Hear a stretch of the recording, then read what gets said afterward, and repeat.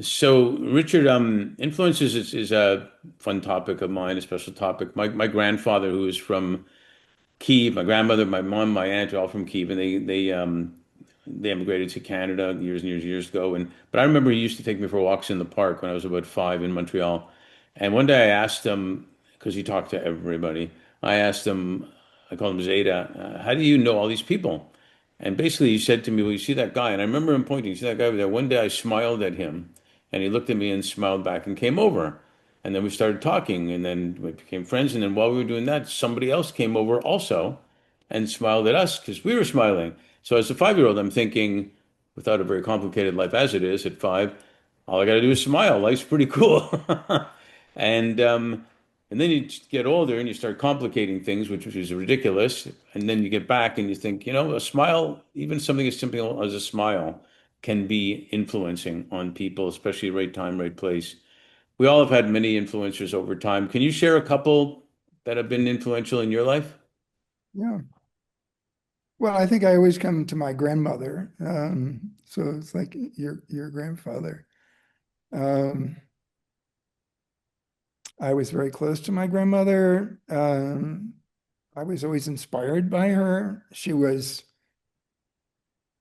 We have a family of very long generations. So my grandmother was actually born in 1859, I think. And she lived to be 99. Wow. And no, I'm sorry. She was born in 1879. She lived to be 99. Um, and so she saw a lot of things in her life, but she was unattractive in a family of where she was one of three girls. She had two gorgeous sisters, and she was unattractive.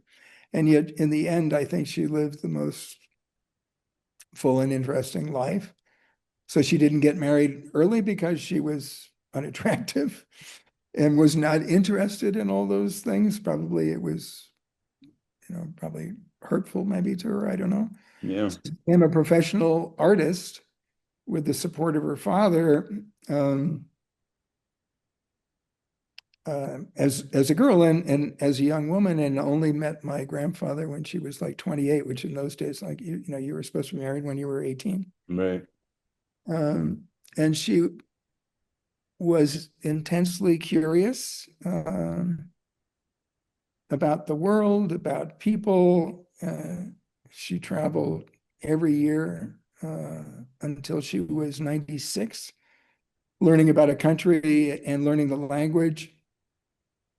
So I learned um, to be curious from my grandmother and to explore the world. And That's awesome. Anybody else that you can highlight? my godfather, uh, Richard Wesley Lawrence Jr., was one of my father's best friends. They knew each other at college, and he became my godfather. He was a super smart guy, uh, trained as a lawyer, somehow got in advertising, built a big company, made a lot of money, and retired early, and bought a pretty good sized property upstate New York, um, Elizabethtown, New York. And he was up there rocking on the porch of his nice house in early retirement and was bored. And he looked out into the forest, and in the fall, as the leaves were changing, he noticed that he had a lot of maple trees.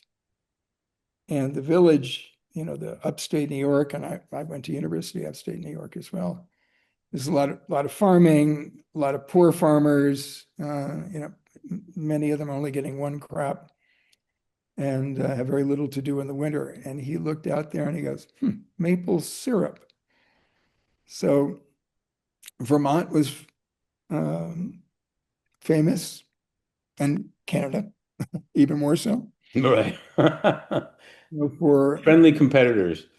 maple syrup. And that's where all the maple syrup came from. And he kind of was just, I'm going to create New York State maple syrup. And he went to Albany, went to the governor and said, I want to license the New York State as a brand.